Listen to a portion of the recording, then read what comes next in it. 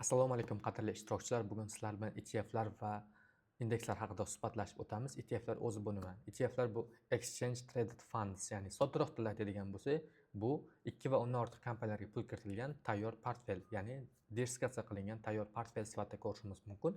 Avvalgi darsda aytib o'tilgandek, siz portfelingizdagi summani riskini kamaytirish maqsadida 2 va undan ortiq kompaniyaga bo'lib kiritgan edingiz va shunaqa holatda sizga tayyor portfellar taqdim qilishi mumkin. Ya'ni yirik hedge fondlar tarafidan, moliyaviy tashkilotlar yoki katta treyderlar tarafidan sizga tayyor portfellar taqdim qilinishi mumkin. Mana shu tayyor portfellar ETF sifatida ko'riladi. Agar siz o'sha ETF birontasini sotib oladigan bo'lsangiz, uni tarkibida mavjud bo'lgan kompaniyalardan barchasiga pul kiritish imkoniyatingiz bo'ladi va ETF ichida o'rtacha bir necha o'ntadan 2000 tagacha ham kompaniya bo'lishi mumkin.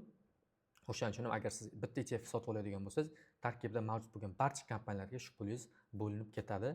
Endi ETFlar tarkibida nisbatan ko'proq kompaniya bo'lganligi tufayli buning riski nisbatan ancha kamroq bo'ladi va nisbatan anchagina xavfsiz instrument sifatida qarab o'tiladi va bozor holatini aks ettirishda foydalanadi. Eng mashhur ETFlardan 3 tasiga to'xtalib o'tamiz.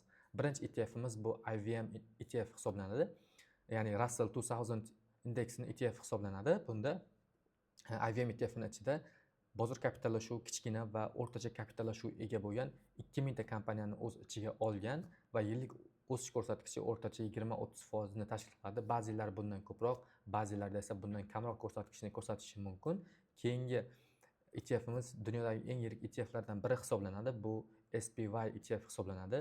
Bozordagi eng yirik kapitallashuvga ega bo'lgan 500 ta kompaniyani hammasini o'zida saqlagan ETF hisoblanadi va yillik o'rtacha o'sish ko'rsatkichi 15-20% ni tashkil qiladi. Riski esa juda kam, ya'ni taxminan 3 yoki 4% riski bo'ladi. Bu juda ajoyib deb o'ylayman, lekin nisbatan anchagina sekin yuradi. Sabri chidagan insonlar uchun bu juda zo'r investitsiya hisoblanadi.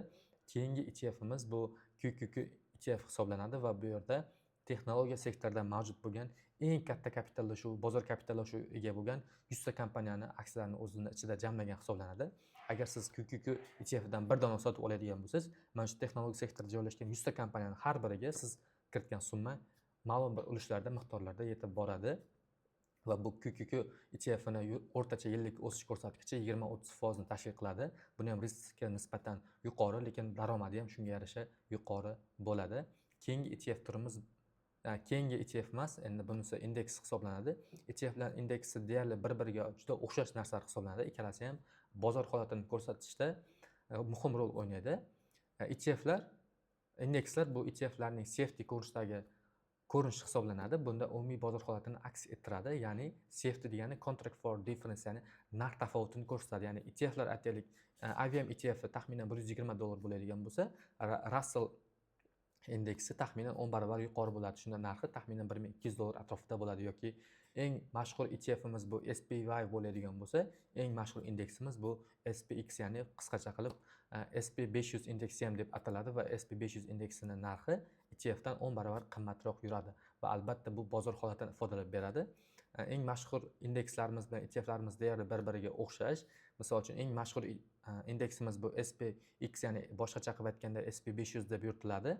Bunda eng yirik kapitallashuviga ega bo'lgan 500 ta kompaniyani bugungi holatini ko'rsatib turadi. Ya'ni agar SPX plyusda bo'ladigan bo'lsa, bozordagi 500 eng yirik kompaniya ko'pchiligi plyusdaligini ifodalab beradi. Agar ular minusda bo'ladigan bo'lsa, albatta ETFimiz yoki indeksimiz ko'rsatkichi ham minusda bo'lish ehtimolligi anchagina yuqori bo'ladi. Shu sababli ham bular bozorda ko'rsatkichlar, ya'ni indekslar deb yuritiladi.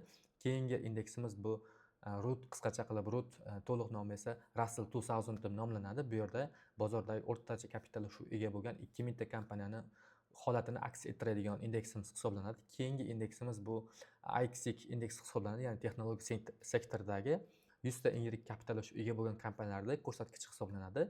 Buni ETF esinglarda bo'lsa, QQQ ETF hisoblanadi. Buni indeks esa IXX deb nomlanadi va boshqacha nom bilan ham Nasdaq 100 indeksi ham deb nomlanadi.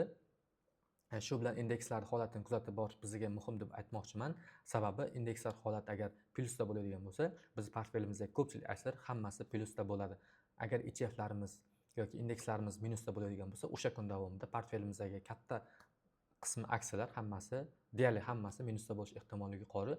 Shu sababli sizlarga aytib o'tgan bo'lardim. Albatta bozor holati yaxshi bo'lgan holatda, ya'ni mana shu ETFlarni yoki indekslarni kuzatgan holatda ular agar plyusda bo'lsa, Sizni portfelingizdan plyusda bo'lishi kerak. Shunaqa holatda savdo qilishni sizlarga taklif bergan bo'lardim. Bu albatta moliyaviy maslahat emas. Bu hammasi ta'lim maqsadlarida sizlarga berilayotgan taklif sifatida ko'rsalar bo'ladi. E'tiborlar uchun rahmat. Bundan ko'proq ma'lumotlarni keyingi darslarimiz davomida kuzatib borishingiz mumkin.